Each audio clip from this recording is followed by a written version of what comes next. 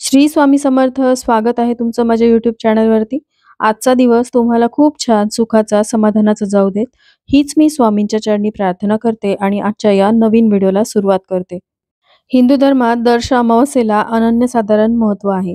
स्नान, दान, पितरांची पूजा, पितृतर्पण यासाठी हा दिवस शुभ मानला जातो.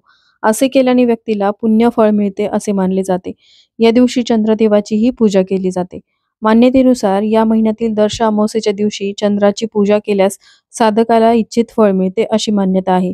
या दिवशी स्नान आणि आराधना केल्याने पितृदोषापासून मुक्ती मिळते. पंचांगानुसार या महिन्याची अमावस्या तिथी ही 30 नोव्हेंबर 2024 रोजी सकाळी 9:30 सुरू होणार असून 1 डिसेंबर 2024 रोजी सकाळी 11:50 समाप्त होणार आहे.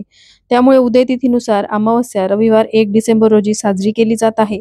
मात्र पंचांग भेदामुळे दर अमावस्या 30 नोव्हेंबर आणि 1 डिसेंबर या दोन्ही दिवशी साजरी केली जाणार आहे. ज्योतिषशास्त्रात चंद्राला मनाचा कारक मानले जाते. असे मानले जाते की दर अमावस्येच्या दिवशी चंद्राची पूजा करणे आणि संध्याकाळी चंद्रोदयाला अर्घ्य देणे जातकाला तणावापासून मुक्त करते आणि मानसिक शांती देते. त्याचबरोबर या अमावस्येच्या दिवशी घरामध्ये काही सेवा व उपाय केल्याने चंद्रदेव प्रसन्न होतात व आपल्या आयुष्यामध्ये सुख समृद्धीचा मार्ग मोकळा होतो, जीवन सुखी होते, जीवनातील संकटे दूर होतात.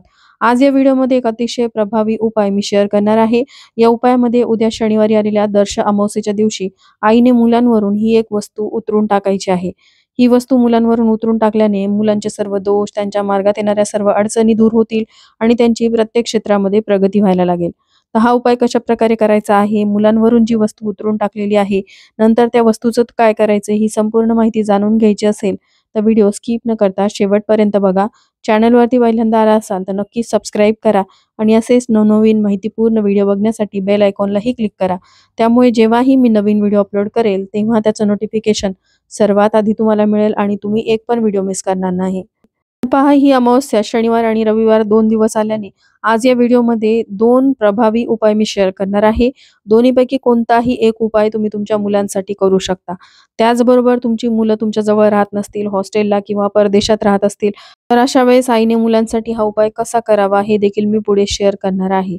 तर पहा, आपल्या मुलांच्या आयुष्यामध्ये बऱ्याचशा अडचणी, अडथळे येत असतात. मुलं खूप कष्ट करत असतात, मेहनत करत असतात, पण बऱ्याचदा त्यांच्या कष्टाला, मेहनतीला म्हणावं तसं यश मिळत नाही.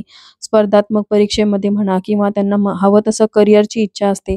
त्यामध्ये काही ना काहीतरी अडचणी येतात आणि त्यांची इच्छा पूर्ण होत नसते. तर आपल्या मुलांना झालेले हे नजर दोष जे आहेत ते बाहेरील एखाद्या व्यक्तीचे झालेले असू शकतात किंवा बऱ्याचदा आई-वडिलांचे देखील नजर दोष मुलांना होतात. कारण आपणच आपल्या मुलांचं कौतुक करत असतो, की माझा मुलगा खूप मेहनत करतोय, कष्ट घेतोय, आता मुलाला यश नक्कीच मिळेल. तर या दोषांचा देखील प्रभाव मुलांच्या आयुष्यावरती होत असतो. त्याचबरोबर काही मुलांच्या बाबतीत सांगायचं झालं तर अभ्यासामध्ये अजिबात त्यांचं मन लागत नाही, हट्टीपणा करतात, घरातल्यांचं ऐकत नाहीत, व्यवस्थितपणे खात-पीत नाहीत. हे देखील नजर दोषाचंच कारण असू शकतं. काही मुलांच्या बाबतीत सांगायचं तर ते अभ्यासात हुशार असतात, अभ्यासही करत असतात. पण अचानक एके दिवशी असं होतं, की ते अभ्यास करणं बंद करतात. त्यांचं खाण्यापिण्यामध्ये कशातही मन लागत नाही, ते चिडचिड करतात. तर याचं कारण म्हणजे कळत-नकळतपणे आपली मुलं अशा काही ठिकाणी जातात, जिथे भरपूर प्रमाणामध्ये नकारात्मक ऊर्जा असते. जसं की हॉस्पिटल्स असतील किंवा काही निर्जल स्थळ असतील, जिथे ह्या वाईट शक्ती असतात आणि ज्यावेळेस ते घरी येतात, त्यावेळेस ती वाईट शक्ती त्यांच्यासोबत घरी येते आणि मग त्यांना त्या गोष्टीचा मानसिक त्रास व्हायला लागतो. मग ते वारंवार आजारी पडायला लागतात किंवा अभ्यासामध्ये त्यांचं मन लागत नाही, व्यवस्थितपणे ते खात-पीत नाहीत. तर अशा ज्या काही समस्या किंवा अडचणी त्यांच्या आयुष्यामध्ये येतात, त्या संपूर्णपणे दूर करण्यासाठी हा उपाय जो आहे तो अमावस्येच्याच दिवशी केला जातो. कारण अमावस्येच्या दिवशी मानवी शरीरातील पाण्याची पातळी ही कमी अधिक होत असते. त्याचबरोबर अमावस्येच्या दिवशी चंद्रप्रकाश नसल्याने भरपूर प्रमाणामध्ये नकारात्मक शक्ती वाढलेली असते. पौर्णिमेच्या दिवशी पूर्ण चंद्र असल्याने त्या दिवशी सकारात्मक ऊर्जेचा संचार हा वातावरणामध्ये असतो. पण या उलट अमावस्येच्या दिवशी नकारात्मक शक्ती ह्या बाहेरील वातावरणामध्ये जास्त प्रमाणामध्ये आढळतात. म्हणून हे साधे सोपे उपाय करून आपण आपल्या आयुष्यामध्ये सुख समृद्धी आणू शकतो. तर आता सगळ्यात पहिला उपाय जो आपल्याला उद्या शनिवारी आलेल्या दर अमावस्येच्या दिवशी करायचा आहे, हा संध्याकाळी दिवे लागणीच्या वेळेस करायचा आहे. संध्याकाळी 6:30 ते 7:30च्या दरम्यान करा. तुमची 1 मुलं असतील, 2 मुलं असतील, मुली असतील, प्रत्येकासाठी हा उपाय तुम्हाला करता येणार आहे. फक्त मुलींचा मासिक धर्म आलेला नसावा. आता आईची अडचण असेल तर अशा वेळेस हा उपाय जो आहे तो घरातील इतर स्त्रियांनी जसं की मावशी, काकू किंवा आजींनी केला तरीही चालेल. ज्यांना शक्य नाही त्यांनी 6:30 पासून ते रात्री 11 पर्यंत तुम्ही तुमच्या वेळेनुसार हा उपाय केला तरीही चालेल. तर या उपायासाठी काय करायचं आहे, दिवे लागणीच्या आधी घराची झाडझूड वगैरे करून घ्यायची, कारण दिवे लागणीनंतर आपण घरामध्ये झाडू मारत नाही. त्यानंतर हातपाय वगैरे स्वच्छ धुवायचे, मुलांना देखील हातपाय स्वच्छ धुवायला लावायचे. आता कोणतीही सेवा किंवा उपाय आपण अग्नीच्या साक्षीने करत असतो. सर्वप्रथम देवघरासमोरील दिवा प्रज्वलित करायचा आहे. धूप अगरबत्ती लावून घ्यायची. तुळशीसमोर शुद्ध गाईच्या तुपाचा दिवा लावायचा आहे. तिथे देखील धूप अगरबत्ती लावून घ्यायची आणि त्यानंतर आपल्याला या उपायाला सुरुवात करायची. हा उपाय तुम्ही देवघरासमोर बसून करू शकता किंवा तुम्ही हॉलमध्ये हा उपाय केला तरीही चालेल. तर मुलाचं तोंड पूर्व दिशेला होईल अशा प्रकारे मुलाला आसनावरती किंवा पाटावरती बसवायचं. कधीही कोणताही उपाय जमिनीवरती बसून करू नये. असं केल्याने तो तो उपाय किंवा ती सेवा जी आहे ती पृथ्वीला जाऊन मिळत असते. म्हणून मुलाला दक्षिणेकडे तोंड होणार नाही अशा पद्धतीने आसनावरती बसवायचं आहे. आणि त्यानंतर हा पहिला उपाय करण्यासाठी आपल्याला काही वस्तू घ्यायच्या आहेत.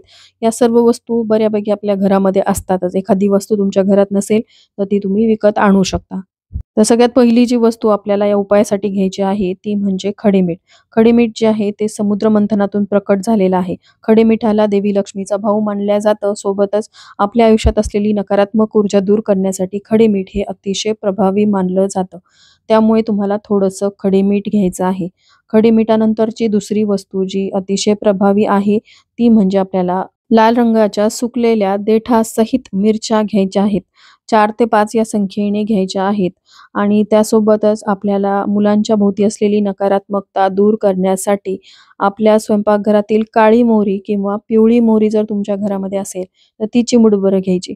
पिवळी मोहरी असेल तर पिवळीच मोहरी घ्या, कारण अनेक तांत्रिक क्रियांसाठी पिवळ्या मोहरीचा वापर केला जातो. पिवळी मोहरी नकारात्मकता खेचून घेण्यासाठी अतिशय प्रभावी मानली जाते. आणि त्याचबरोबर जर तुमच्या मुलांना काही पितृदोष असतील किंवा तुम्हाला पितृदोष असतील तर त्यासाठी तुम्हाला चिमूटभर काळे तीळ देखील या वस्तूंसोबत घ्यायचे आहेत. या 4 वस्तू आपल्याला या उपायासाठी लागणार आहेत. आणि एखादी वस्तू नसेल तर तुम्ही सांगितल्याप्रमाणे ती विकत आणायची आहे. या 4 वस्तू तुम्ही उजव्या हातामध्ये पकडायच्या आहेत किंवा तुम्ही एखाद्या प्लेटमध्ये घेऊ शकता. आणि ती जी प्लेट किंवा तुमच्या उजव्या हातामध्ये घेतलेल्या वस्तू आहेत, मुलांवरून तुम्हाला डोक्यापासून ते पायापासून गोलाकार आकारामध्ये अँटी क्लॉकवाईज फिरवायच्या आहेत. 7 वेळा उतरून घ्यायच्या आहेत. अँटी क्लॉकवाईज म्हणजे घड्याळाच्या काट्याच्या विरुद्ध दिशेने उतरून घ्यायच्या. हा उपाय करत असताना कोणाशीही बोलायचं नाही. हा उपाय करत असताना मुलांचे सर्व इडा-पिडा, नजरबाधा, दोष सर्व दूर झालेले आहेत अशी भावना मनामध्ये ठेवायची आणि मुलावरून ह्या वस्तू 7 वेळा उतरून घेतल्यानंतर तुम्हाला त्या एका प्लेटमध्ये ठेवायच्या आहेत. तुमची एकापेक्षा अधिक मुलं असतील तर पहिल्या मुलावरून हा उपाय करून झाल्यानंतर दुसऱ्या मुलाला बसवायचं. दुसऱ्या मुलावरून त्याच वस्तू उतरून टाकायच्या नाहीत. या 4ही वस्तू वेगळ्या घ्यायच्या आणि दुसऱ्या मुलावरून देखील 7 वेळा अँटी क्लॉकवाईज ह्या वस्तू उतरून टाकायच्या आहेत. उतरून टाकल्यानंतर मग तुम्हाला तुमच्या घराच्या बाहेर जायचंय किंवा तुम्ही तुमच्या किचनच्या बाल्कनीमध्ये जायचं आहे. तिथे मातीच्या भांड्यामध्ये 2 कापराच्या वड्या प्रज्वलित करायच्या आणि त्यामध्ये ह्या सर्व वस्तू टाकून द्यायच्या आहेत.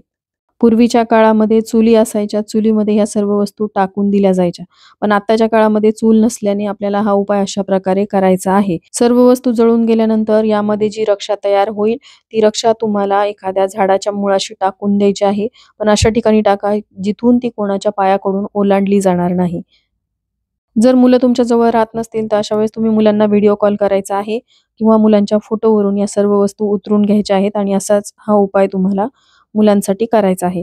त्याचबरोबर बघा, तुम्ही शनिवारी किंवा रविवारी एक उपाय करायचा आहे. यासाठी तुम्हाला सकाळी लवकर उठायचं आहे. उठल्यानंतर अंघोळ वगैरे करायची आहे. मुलांची देखील अंघोळ झालेली असावी आणि त्यानंतर तुम्हाला स्वयंपाकघरामध्ये 1 वाटी भात शिजवायचा आहे. हा भात अळणी शिजवायचा.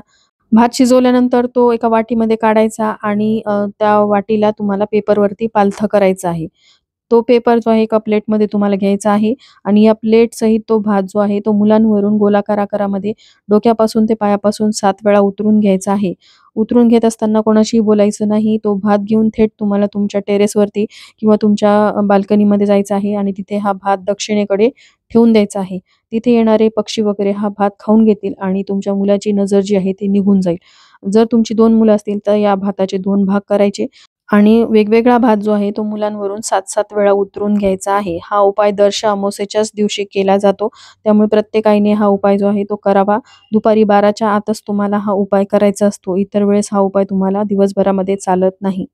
तर व्हिडिओमध्ये सांगितलेल्या 2 पैकी कोणताही एक उपाय तुम्ही मुलांसाठी करू शकता. यामुळे मुलांचे सर्व दोष, त्यांच्या मार्गात येणाऱ्या अडचणी दूर होतील आणि त्यांची प्रगती व्हायला लागेल. तर चला याबरोबरच आजचा हा व्हिडिओ मी इथंच एंड करते. व्हिडिओ आवडला असेल, थोडा जरी हेल्पफुल वाटला असेल, तर लाईक, शेअर, सबस्क्राईब करायला विसरू नका. श्री स्वामी समर्थ.